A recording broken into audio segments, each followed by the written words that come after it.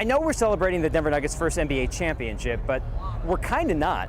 At least if you take into account all the championships they won on my bedroom Nerf basketball hoop in the late 80s. I decided to bring this out to the parade for some fun and to get some other memories over the last 47 years of Denver Nuggets history. But before we let anybody make a hoop, we got to make some adjustments. We have to make sure the Nuggets Nerf hoop can hold up to a raucous parade crowd, particularly because of what we tried with Xavier, Jackson, and Leo. Do you think you can get a player to shoot into the hoop? Yeah. Leo, with the Canadian flag, wanted to get Jamal Murray. His friend Jackson wanted Michael Porter Jr., who just gave the Nerf ball a high five. What did we learn from that? He's too famous for us.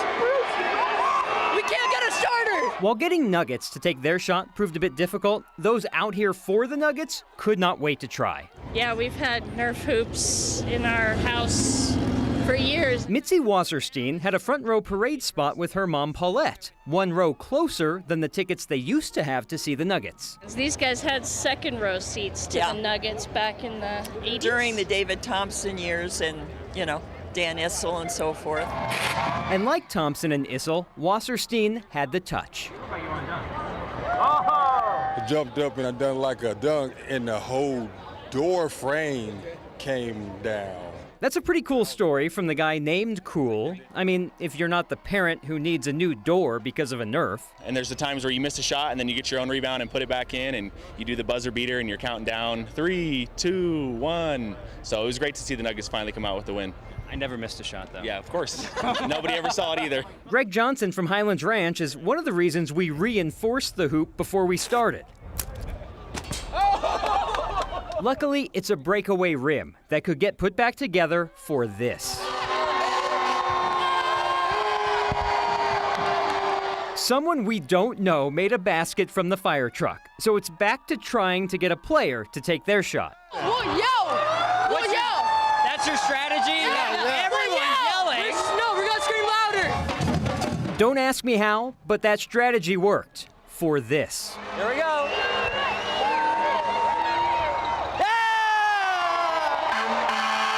What did we just see? We just held it up as high as we could to try and get their eye on it. And who was it? Nobody knows. Nobody knows. We just got someone to do it, though.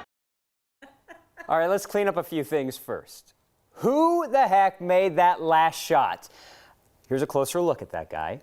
I don't know who it is. I took it back to the sports department. Nobody knows who it is. Marshall at 9news.com if you can tell me who he is. Also, let's look at it one more time. It's kind of unbelievable.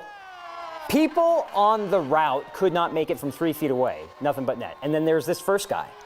See, you know what? These are people who work in professional basketball. They might be good at it. Or, as when I used to play, billiards at a bar, you get 1 or 2 in you, you become and then you're an expert in everything. So if you know who either of those people are, Marshall at 9news.com, because I want to give them the proper due. Kim, are you willing? Oh my Downtown gosh. Kim, no, we call her. Don't make me have Tom do it. Oh, I just clean it up. I'm the offensive board guy. You're not on a fire truck. I went over. One more? Okay. And Tom talked about the parade. Oh, no, we're close. Missed the whole thing. It's not a great sign. I should have done one hand. So just so we know, we talk about this being their first parade. Yeah. It's their first parade after a championship. The problem is they had one after the 85 Western Conference Finals loss, and it was kind of a sad parade. The players didn't want to be there, and not many fans came out. But 85, there was a parade. And you were there. We covered it, but there wasn't a lot to cover. Where do you stand on a not championship parade? Everyone gets in the mood right after you lose the last game. You think, oh my goodness, we should do something. These guys, they've given it us all. And then by the time the parade rolls around, everyone's like, yeah, this is a bad idea. Well, hopefully we'll have that fatigue of like 2 or 3 in a row, and then people can be like, should we really have any more parades after we've won so many? Get truly spoiled. Yeah. Well, good luck finding you. I'm sure someone's going to have the answers for you. Someone's going to tell you who that was. Yeah. All right. Thanks, Marshall. Okay, thanks.